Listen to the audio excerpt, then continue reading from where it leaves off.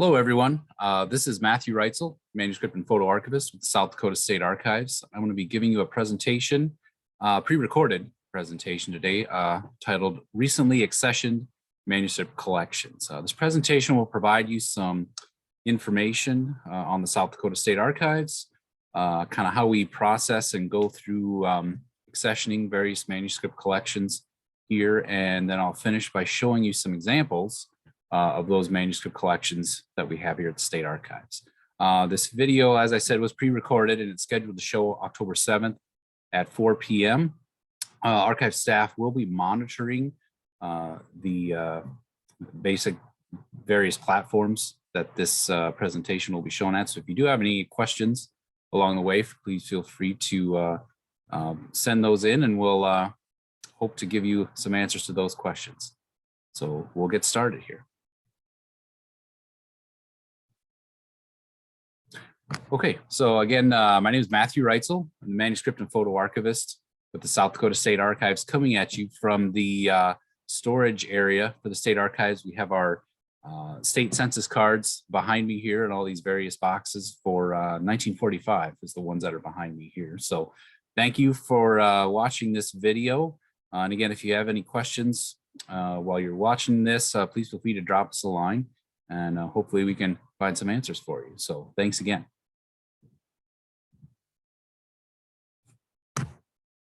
So October is Archives Month in the state of South Dakota and throughout the United States. Archives Month is a time to highlight the importance of archival institutions and the various collections they have, and the work that archivists do to collect, preserve, and make accessible various historical and archival collections. As you see here, we have our poster for Archives Month, the dive into history. Our staff is always brilliant at coming up with themes for Archives Month, and even better at finding accurate photographs. So we got some people actually diving into history here on our poster. So to find more information about Archives Month for this year, you can go to our website, history.sd.gov/archives. There are various links on the website. The poster you can find there. There is the proclamation of Archives Month from South Dakota Governor Kristi Noem. You can find that as well online. And then there's a list of various events that the State Archives is doing for Archives Month. And you can see the list here. Sarah Casper and Haley Hare did a researching at the Archives presentation on Friday, October 1st. It's still archived and you can see it online. And then there's the one that will be happening Thursday, October 7th, is what you're watching right now. Whether you're watching it October 7th or not, I hope you enjoy it regardless. And then Friday, October 8th is Electronic Records Day. Electronic Records Day was kind of put together by the Council of State Archivists, and electronic files are almost as more fragile in some ways than paper. If anyone who's worked with digital items or has lost digital materials, you know how tricky that can be sometimes. So on October 8th, Electronic Records Day, there'll be various posts about how to preserve and manage various electronic files. So keep that in mind for October 8th. Wednesday, October 13th is Ask an Archivist Day. This was sponsored by the Society of American Archivists. It's mostly on Twitter, but as I have been told, you can ask us a question in any format or means you want to, and it doesn't just have to be on October 13th either, but this is done again by the Society of American Archivists, and it's just an opportunity again for people to ask questions via Twitter about anything they have concerning the State Archives. And then Saturday, October 16th, in Pierre, we'll have a Walking Through History program. There will be 5 actors from the Pierre Players here in Pierre who will be by the various Trail of Governors statues in Pierre, and you can it's kind of like a living history thing, I guess. You can talk with a acting governor, I guess, for lack of a better way to say it. And then once you meet those governors, you can come up to the State Archives, and there will be various materials out in our research room that correspond with those governors that you met. And again, that's October 16th, and that's from 1 to 3 o'clock in Pierre.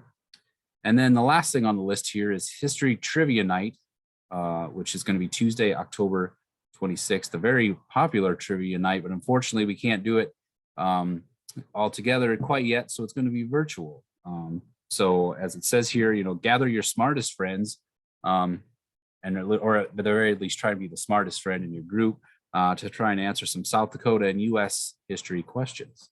So again, if you go to history.sd.gov/archives, that's the state archives website, you can find various links to the Archives Month materials. Okay, so again, the State Archives, we are located in the Cultural Heritage Center in Pierre. A lot of people refer to it as the building built in a hill, which it very much looks like that, especially when you see it in this picture here. The Cultural Heritage Center is the headquarters for the South Dakota State Historical Society, and we are within the Department of Education. This is our research room here. If you've ever been to the archives, this probably looks very familiar to you. The State Archives gets over 10,000 research requests per year, over 1,300 visitors, different types of researchers that we get in, academics and students, genealogists, journalists, and other news organizations, various authors and historians, film and documentary makers, lawyers.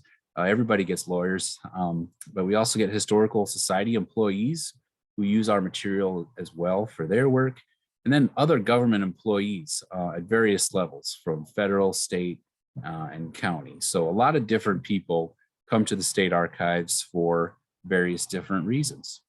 And this is just a picture, two pictures, I guess, of our storage area back in the archives where I'm at right now. It's very hard to take a picture of the storage area since it's so large, but this is kind of the two hallways that we have here at the State Archives. We have roughly 10,000 square feet storage space and over 18,000 cubic feet of, I guess I should say 10,000 square feet of space and then 18,000 cubic feet of material. So basically the 18,000 cubic feet, that's like records or boxes of stuff. You can see up here all these boxes on the shelf with various records inside them.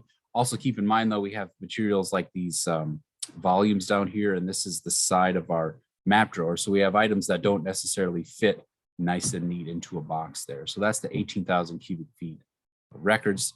10,000 square feet. If you were to take two basketball courts and kind of put them together and add an extra 600 or so cubic feet of space, that's kind of how much space there is down here. So about two basketball courts and a little extra. Okay, so what is a manuscript collection? What does that mean? I'm the manuscript archivist at the South Dakota State Archives, so those are the type of records that I deal with. So manuscript collections tend to be personal, professional, and family papers, as well as business and organizational records. So family papers, are letters and correspondence, photo albums, diaries, autograph books, things that people have and people create themselves. And then we also have organizational records, things like minutes and newsletters, scrapbooks are another thing we have from various organizations. So things like that, basically. And the main thing is that they're not government records, so they're not created by a government entity. Most of the time they are unpublished documents. Since they're unpublished, it means they don't exist in like a library setting.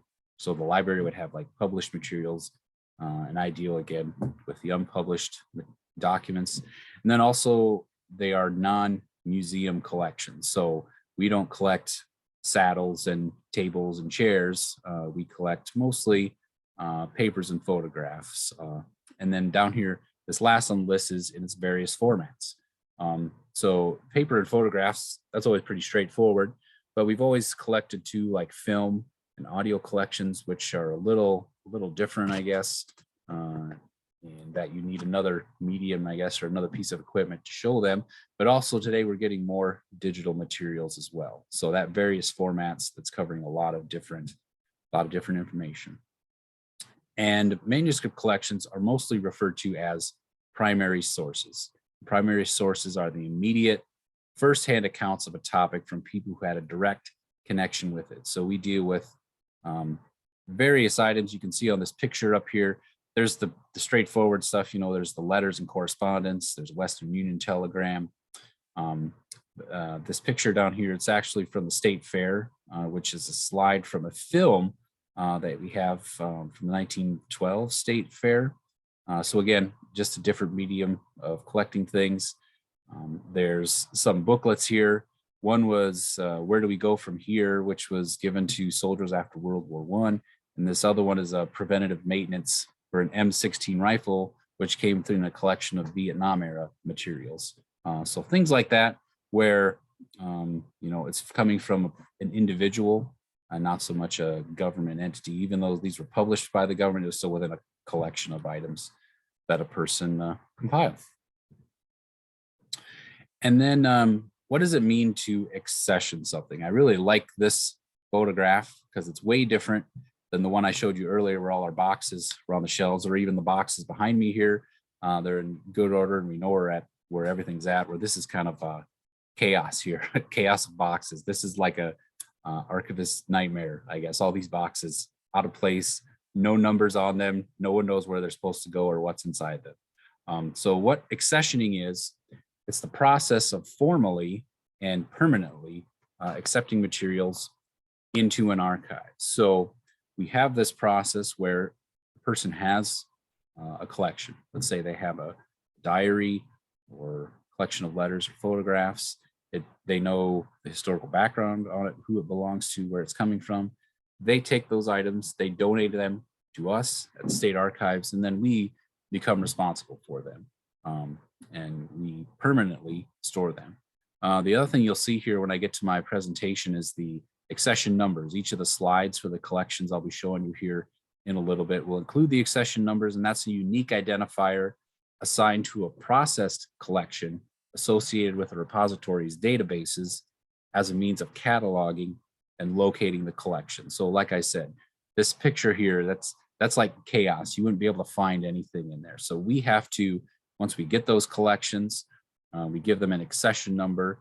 We put them into all of our various databases, finding aids, so that when someone comes and says, I need this photograph or I need this slip of paper for something, we can go back to this storage area and find exactly what somebody needs, which is very important. When you have 10,000 square feet and over 18,000 cubic feet of records, you need to know where all of that stuff is at. So kind of our main tasks here at the State Archives, we are here to collect, preserve, and make accessible South Dakota's history. And I think I already said that a little bit earlier in this presentation. So we collect items from various individuals. Once they're here in our building, we do things to help preserve them. We have the climate and temperature controlled storage area, secure storage area. We have items in acid-free materials to make them last for a long time. And then the last one, to make accessible. For my time that I've been here, I think this is the one thing that sometimes people maybe don't think of as much. We're known as a place where we collect things and we preserve them and make sure that they last a long time. But another major part of our job is to make things accessible to people. If it's just in this building and no one's using it, or no one can have access to it, it's not accessible. So example is this map here. I don't know, it's been in the Historical Society collections for a very long time. I don't know when it came here, but at some point it was donated to the Historical Society. It's been preserved and kept up in our map drawers in our collections here at the State Archives. And this is actually made accessible to people through the South Dakota Digital Archives. We have a number of maps online that people can access. And this is one of those maps. And there was one other thing I thought of the other day as I was driving home from church, actually, when I was thinking about this presentation. But down below it says, we have what we get. And that's another important thing too. If things aren't donated to us, they aren't donated to another repository or museum or library within the state of South Dakota or another archives, it's not going to be collected or preserved. So whatever we have in our collections is what people have donated to us in the past. So again, my name is Matthew Reitzel. I'm the manuscript and photo archivist with the South Dakota State Archives. I'm talking to you today and within the Archives storage area in this presentation is titled Recently Accessioned Manuscript Collections. We talked a little bit about the state archives, kind of what manuscript collections are, what does that mean, and then kind of just a little bit on how we kind of accession items into our collection. So what I'm going to do next is kind of go through a few examples of collections that we have here at the state archives. And again, if you have any questions, feel free to drop information into whatever social media platform you happen to have, or you can also do it the old-fashioned way by email, telephone, or mail. So thanks again for watching this.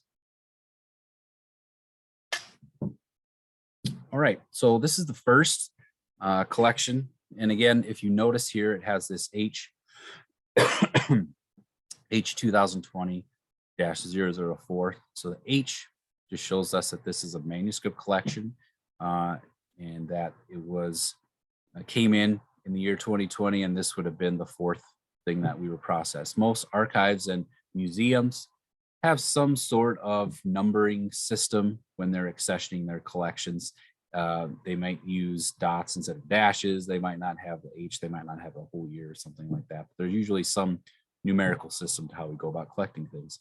And this particular collection is the AKASKA Pop Plane from January 20th, 1980. We had gotten this collection and we put it on our Facebook, and then we even did a press release about it. And this is one of those stories that people remember back in the day. The collection consists of 34 photographs and various news clippings concerning the seizure of a DC-7 airplane filled with 13 tons. And I'm going to repeat that, 13 tons, which was approximately 500 bales of Colombian marijuana that landed near AKASKA in western Walworth County on January 20th of 1980. And you can see there's a picture here of the DC-7 plane.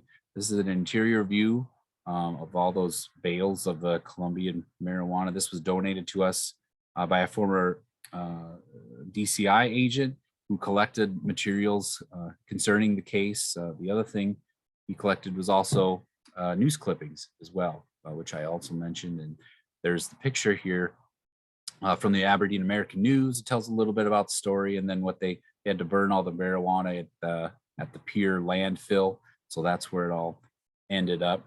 Again, this is a good example for us of what we refer to as recent history. A lot of times people think this history is just like World War II and backwards, but it's also things coming forward as well. And this was 41 some years ago. I'm sure it's hard for some people to say that's history, but it did happen in the past, and we collected various items from it.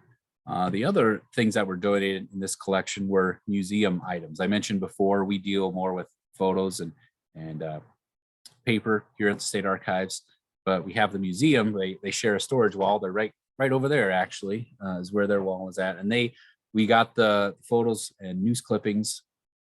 The museum received these items: the T-shirt, biggest bust in South Dakota, AKASKA International, 1980. A T-shirt, and then one of those bags that I mentioned that had the marijuana in it. So those were added to the museum's collections. So that happens. I don't know how frequently I would say it happens, but we're often contacted by people who have both archival and museum items. So we take the archive stuff, the museum takes the museum stuff, and we kind of make sure that it's noted in our various succession paperworks that one of us has stuff related to a certain topic, but it's just in another organization's records. And if you want to go see the AKASKA T-shirt, the museum staff currently has an exhibit titled South Dakota's Wardrobe, selected pieces from the collection. And you can see that T-shirt, it's on display. There's also the pheasant dress, which you can see right here, which to me is the biggest reason to go. If you haven't seen a pheasant dress, this is the one to go see, because I don't think there's very many. This was another collection where we shared some items with the museum staff. This is the Walk Time pedestrian crosswalk device. Collection consists of correspondence, photographs, news clippings, brochures, and engineering drawings, which you can see kind of down here, that deal with this walk time pedestrian device. The idea for the walk time came from Norman Hastings, who was a meteorologist at the Weather Bureau in Huron. He collaborated with the local Huron inventor and engineer Douglas Hutchings to produce a working walk time signal. And the first one was located at 4th Street in Dakota and Huron in 1954. And that's actually what we're looking at down here. But you can see there's the normal street lights, but there was a time where there was no crosswalk. You didn't know when to cross. The light would be green, but you don't know if it had just turned green or if it was about to switch over. So Hastings and Hutchings came together and they built this walk time, which is at the bottom here. There's photographs of it. This is during the day. This is during the night here. So you can kind of see it. And like I said, we received promotional items for this walk time device and also a number of engineering drawings as well. And then again, this is one of those things where we got the museum received actual walk time devices, which you see here. So again, it's items that have museum staff are trained and tasked to deal with certain things. Archive staff are trained and tasked to deal with others. They're in different parts of the building, but they're all under the same roof. All right, this next one is a photograph, an 8x10 photograph of the Dignity sculpture, which you see in Chamberlain along the interstate by the rest area there. It's an 8x10 glass ambrotype, and we also received several digital photographs as well. And the gentleman here next to the camera is named Shane Balkowitz, and he is owner of the Nostalgic Glass Wet Plate Studio in Bismarck, North Dakota. So as you can see by his camera and what he's working on here, he does what I'll just refer to as old time photographs. And you can see kind of the setup that he has for that. And we received this, its official title is an 8x10 black glass varnished wet plate ambrotype. So that's the thing he's working with right here. That's the physical thing we received. And he took a picture of the Dignity sculpture on July 31st of 2020.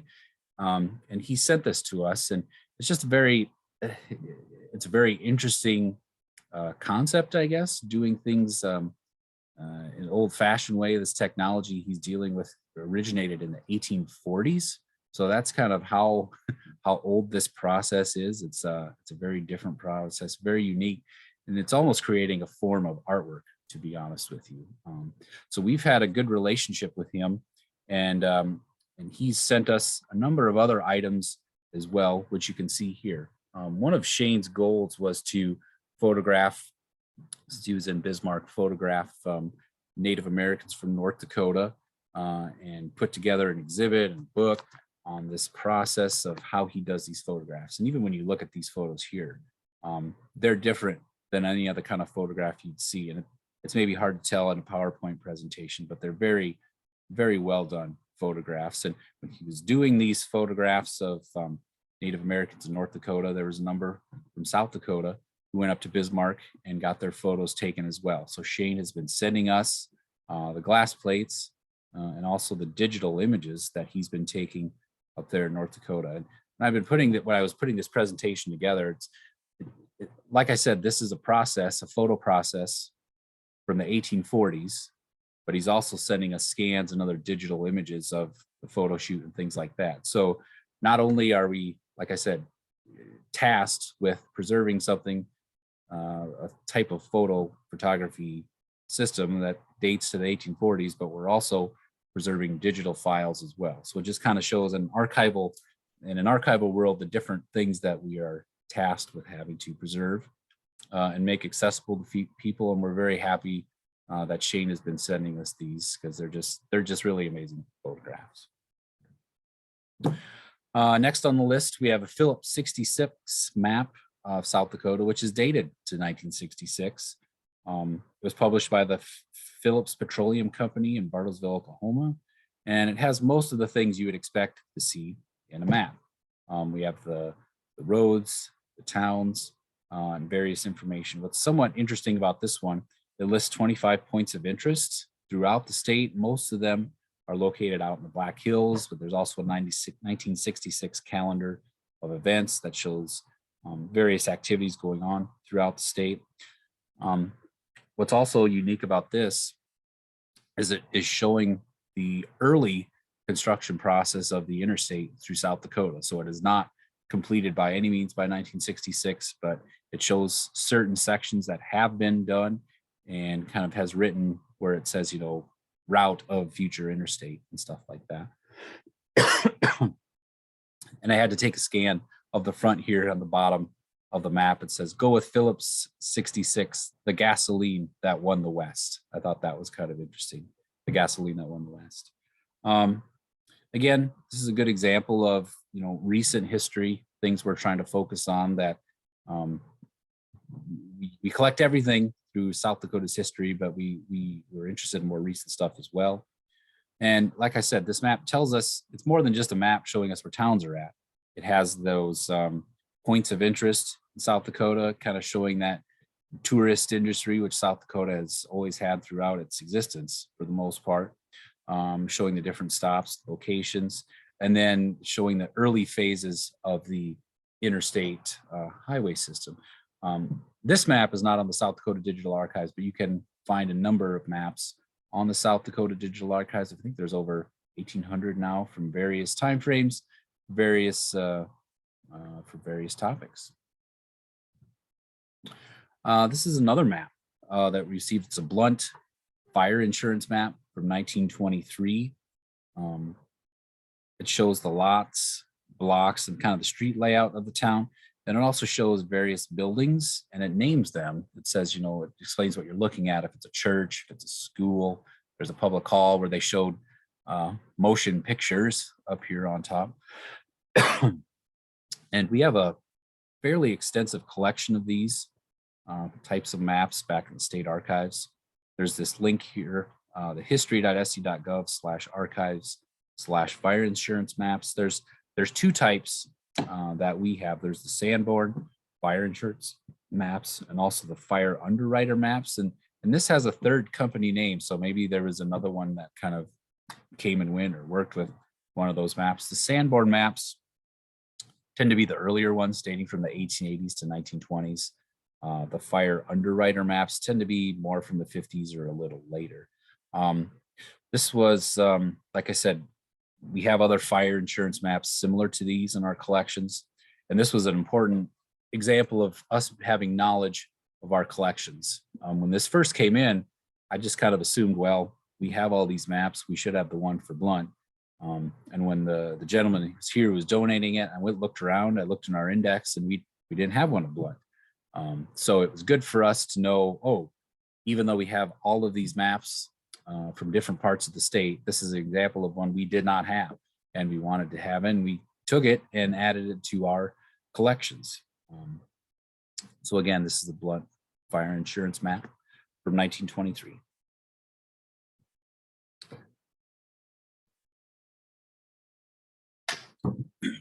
So this is the William Kenyon farm auction poster from Hanson County, dated to 1935. And this was printed on newspaper print. So it's kind of similar to like a newspaper. It's probably printed at a newspaper office. But it shows various livestock, machinery, and other items owned by William Kenyon, who rented land in Worthen Township in Hanson County. And as it notes here up on top, right under the big heading of auction, it says, "I am leaving the state." So this was a sale from November of 1935, where Mr. Kenyon left South Dakota and he eventually ended up in Oregon. So a couple things with this one that we found really interesting. Similar to the Phillips 66 map, this can tell us more than one thing. And that's always something we look for in some collections. You know, there's like always the main thing that it's going to tell you, you know, there's an auction going on. But what else is it saying? It provides us a good list. And I don't want to say a typical farmer, because maybe he wasn't a typical farmer at this time, but at the very least, what kind of materials farmers would have in this time period. So it lists, you know, there's 22 head of cattle, 10 horses. It lists all the farm machinery that he had. And that was up for sale, even some household goods as well. So it's telling us, you know, here's kind of what a typical sale would have in 1935. And then when you stop and think, okay, it's 1935. What's going on in 1935? It's the Great Depression. A lot of farmers were selling their materials throughout the 1930s and heading to other parts of the United States. I don't know for certain if the Great Depression was the reason that William Kenyon decided he needed to sell his stuff and leave South Dakota, but there certainly were a number of farmers who had that experience. They left. In his case, he went to Oregon, but it's telling us a lot of different materials, a lot of different connection with history. Again, this is Matthew Reitzel. I'm the Manuscript and Photo Archivist with the South Dakota State Archives, and this presentation is titled Recently Accessioned Manuscript Collections. October is Archives Month, so be sure to check out our website and see all the different activities and events that we have going on in October. So thanks again for watching and viewing this presentation. We're going to continue on here with the South Dakota Universal Franchise League pamphlets, and these date to 1916. So one of the first things we had to do, all we had listed on here was vote for the suffrage amendment November 17th. It didn't have a year. So we had to do a little research and figure out what time period, what year we're dealing with. And we determined that this came to 1916. There was a women's suffrage amendment ballot in the election of that year. The amendment was defeated around, let's see, 52%, 48%. So it was defeated. It didn't get passed, but these are some of the pamphlets that were used by the South Dakota Universal Franchise League. We recently had an anniversary of women's suffrage, which you probably heard quite a bit about in the news and otherwise. And one of the things we did was send out a press release asking people for any suffrage-related items that they might have. And this was a collection of materials that we got. There were 5 pamphlets altogether. These are 3 of them that are seen here. And as they're titled, As Man to Man, Who Represents Her, Logic for the Businessman. And one of the interesting things is who this is, who they're trying to get information on here. It's men. It's men who are going to vote on this. And, you know, can men represent women at the polls? If we trust women with our children, can't we trust them with the vote? Things like that. I'm trying to get men to vote for women's suffrage. It did not pass in 1916 in South Dakota. It eventually would. But these are some of those brochures that were sent out to try and get women's suffrage, the Women's Suffrage Amendment passed. This is a collection of South Dakota high school basketball tournament programs. A lot of these, most of these date from the 1960s to 1980s. And again, it's dealing with that recent history theme, which we're always looking for. There's also like an artwork component to some of these. This one right here from 1977, the state class A, it just screams 1970s, just the way it's colored, the way it looks. It's a good collection of stuff. So again, typical programs, they include the tournament brackets and the teams for each tournament year. Another thing it shows, and again, another important thing that we find in this collection, it has advertisements for various businesses and also advertisements for colleges and universities. We're trying to get some of these high school kids to go to their institution. So again, yeah, the basketball, it's showing, that's a main thing it's showing us, but it's also giving us other information that we like to find as well. And then within this collection, were also a number of girls basketball tournament brochures, which was a good collection for us to get. Again, most of them dating 70s and 1980s. This is the High Neighbor Extension Club from Brule County. Most of this dates from the 1950s to the 1990s. The majority of this collection was 2 scrapbooks, which you can see some pages of those scrapbooks there, and other items related to the High Neighbor Extension Club. They generally date, like I said, to the 1950s, 1990s. The name High Neighbor was chosen by the club, so they decided to go with that name. They would help support organizations locally with various activities. They sponsored various events and would help people and families that were in need. So one of the important aspects of this collections is women's clubs in South Dakota from this time period. We do have other collections similar to this of women's groups who would get together and do things for their community, and they would keep scrapbooks and member lists and different information on these women's clubs, which is an important thing for us to have here at the State Archive. This next collection is the Sidney D. Parch Bird and Weather Journal, which dates to 1885 to 1890.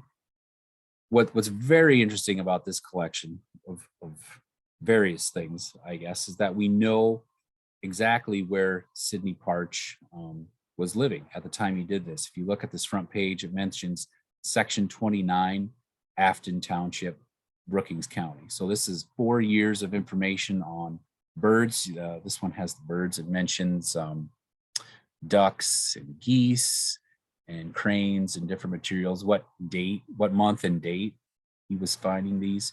And there's also the weather report. This is from April of 1888, and it's showing, you know, clear, warm, rain, and a lot of different information like that. And like I said, what's unique about this is we know exactly down to the very section where this person was at. He was a teenager at the time he was collecting this information. So by 1900, the family had moved to Washington. So it was one of those things that made its way back to South Dakota. And like I said before, we have what we get. And this was something that was donated to us that had a very interesting background and history.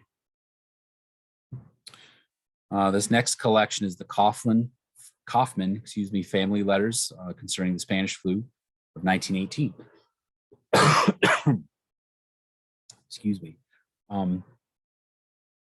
There was one letter, which you see here, which is a few pages long, and then we also received transcripts that were printed in the Freeman Courier of these letters concerning the death of John and Laura Kaufman, who were brother and sister. John died October 25th. Laura died 5 days later on October 30th. They lived in Rosefield Township in Turner County, excuse me. And this letter was written by Ben Kaufman. He was their older sibling, and he was basically writing a letter to his younger siblings who lived out of state, kind of explaining what happened, how they died, and as could be expected, you know, the pain that his parents felt and what the whole family kind of went through from the grief of losing a brother and a sister relatively close to one another. And then within the collection as well was this photograph of their tombstone there. And again, this is Spanish flu. It's one of those things where it was kind of a bigger story throughout the US and throughout the world, but it kind of shows how it related specifically to South Dakota, specifically to one family. So that was another collection of items we received. And then we also received these Rapid City Blizzard postcards from 1949. There were 17 postcards altogether that came in. Most of them were of the Rapid City area. There was a few that were images taken outside of Rapid City. January of 1949 was one of the coldest and snowiest months in the Black Hills region. The images are basically showing downtown Rapid City after the storm. So a few things with this collection. We had some Rapid City Blizzard 1949 photographs in our collections, but we didn't have these. So again, that's us being able to know what we have in our collections and what we want and what we'd like to add to. And this was certainly one of those. I mentioned earlier about how, you know, there's always we like to try and find more than one topic involved with collections. The main topic for this, of course, is the blizzard of 1949. But if you look at these photographs, it has Ben Franklin's store. There's a cocktail lounge here and a music store. There's a Ford dealership, the Sears one back behind here. So again, the main point is the blizzard, but it's also giving us information about businesses in Rapid City in 1949, which is very interesting in this collection.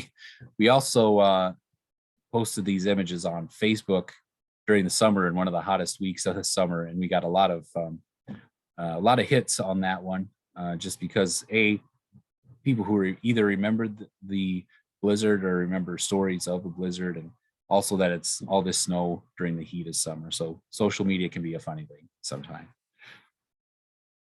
And then if you are interested as well in more information on the blizzard of 1949, South Dakota History published in the winter of 1999 a story about the blizzard titled "It's Going Down in History, the Blizzard of 1949" by Harald Dahlstrom and Kay Dahlstrom.